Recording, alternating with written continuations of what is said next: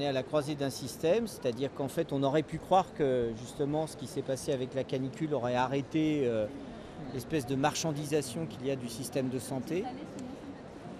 Mais pas du tout, il y a bel et bien une remise en cause des acquis sociaux que la France avait construits à l'après-guerre avec ce système original de l'assurance maladie, de la sécurité sociale.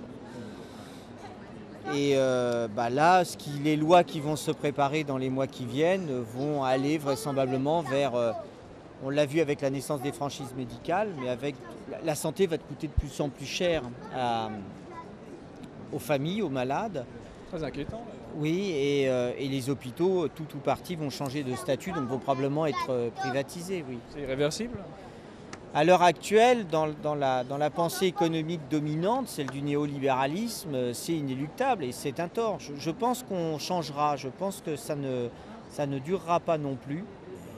Avez-vous des propositions? La mesure d'urgence, c'est absolument de donner les moyens aux hôpitaux publics pour travailler. Quand vous entendez par exemple que les plans de redressement des hôpitaux sont en train de licencier, par exemple l'hôpital du Havre est en train de licencier 500 infirmières et aides-soignants pour faire des économies.